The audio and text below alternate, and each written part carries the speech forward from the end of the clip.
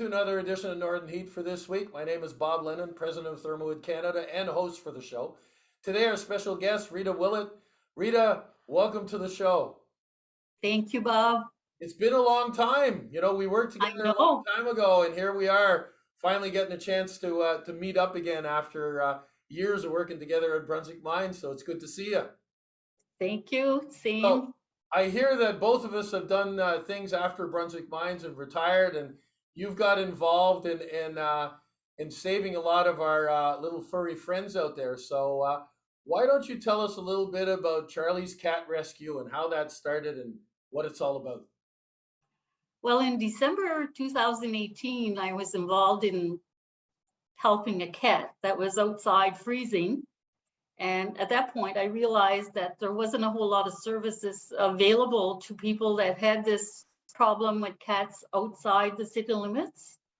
So we rescued Charlie, ended up adopting him, and he inspired me to start the rescue. So it was founded in September 2019. It's a nonprofit organization run by volunteers, and we operate solely on donations and fundraising. This is all volunteers. All volunteer work, yes. How many volunteers do you have? We have 28 volunteers at the moment. And of course, we can always use more. And these are volunteers, all people from the region? Oh, yes, yes, from Bathurst and the surrounding areas. And we have 28. Some people are involved in the operations of the organization, and others, they actually volunteer foster homes.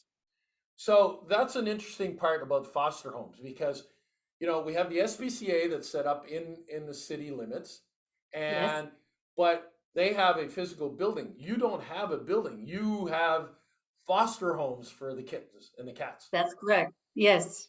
So how does that work? We take a cat in after receiving a request. We take a cat in. We do the intake, which means we examine the cat to see what could be wrong with it. And obviously, most cats need to be treated for fleas and ear mites and deworming and so on. So, and then we clean it up as well. We are fortunate that we have Melanie Bro from Groom Groom Chaleur. She's one of our volunteers. So she does the intake for us and she cleans them up before they go to the foster homes. So we've identified the foster home that this cat was going to, and we make sure that they have food and whatever supplies they need to take that cat in. And they will care for that cat until it's adopted. In the meantime, we vet it to get it ready for adoption. That means we vaccinate it, we treat it, and then after they're vaccinated, they can go with their adoptive family. But we continue the vetting process after that. We make sure that they're spayed or neutered. We schedule that. We take the cats to the appointments.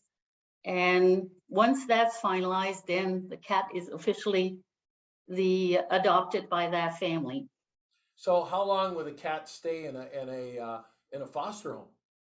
It depends on the age of the cat, but I would say at least 3 weeks, and it could be up to maybe 2 months, depending on what the cat needs to become more domesticated. Some are really scared when we take them in. Yeah, I can imagine. So it takes a while for them to get used to living indoors. So some take longer. How many cats have you actually passed through the foster homes and helped and fixed up and sent out to new homes? Since September 2019, we've looked after 484 cats, and we actually adopted out 412 to date. These are all cats that have been found? Well, adult cats and kittens. Last year during the pandemic, the vets were not able to do surgeries for a while. So we kind of wondered what we were going to do during that period of time. So we ended up taking in more pregnant cats, and they had their kittens with us. So we figured that would give us a window where we wouldn't have to have cats fixed at that time. So we took in more pregnant cats, and they had their kittens with us, and then we had the 3 or 4 months to deal with getting them fixed after that. That's amazing that there'd be that many cats and what you've been able to do. So volunteers, if somebody wants to volunteer, how do they get in contact with you? We have an application form on the website and on our Facebook page. They have to start by filling out the application, and we review it and get in touch with them and finding out what they're interested in doing with the rescue. And we start from there. And that's, they go on the Facebook page and website for Charlie's Cat Rescue. Yes. Okay.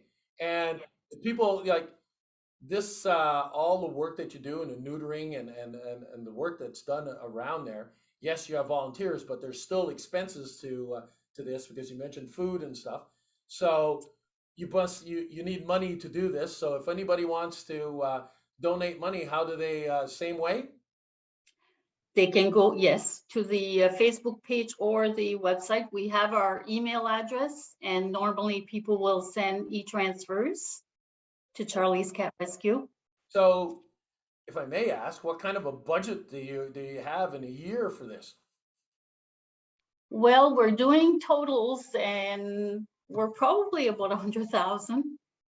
Oh my God, yeah. So you definitely need people out there. So I challenge everybody that listens to this video to donate money because this is definitely something that's worthwhile. And if somebody wants to adopt a cat, again through the same way. Yes, we have an adoption application form on our Facebook page and the website that they fill out. And there's an adoption committee that will evaluate it, and we check references and do our bit on that, and then we get in touch with them. Well, Rita, my hat's off to you for even thinking of doing this, of putting this together, because there's definitely a need. You know, if you've gone through close to 500 cats and kittens, without you and your committee, they wouldn't have a home. They wouldn't have a place to go. They wouldn't been taken care of, and a lot of them would have passed away because of the cold and starving to death. And your whole crew definitely is doing a lot of work there. And my hat's off to you and to your volunteers and everybody involved. And I challenge everybody out there to go out there and adopt a cat. If you don't have one, they're great animals to have. And at the same time, if you can donate some money to this group, Rita has given us all the ways of being able to contact them. It's very much appreciated. And again, thank you for doing this, Rita. Thank you for having us, Bob. Thank you so much. There we go. Another edition of Northern Heat for this week, the place that you come to hear the stories that haven't been discovered yet.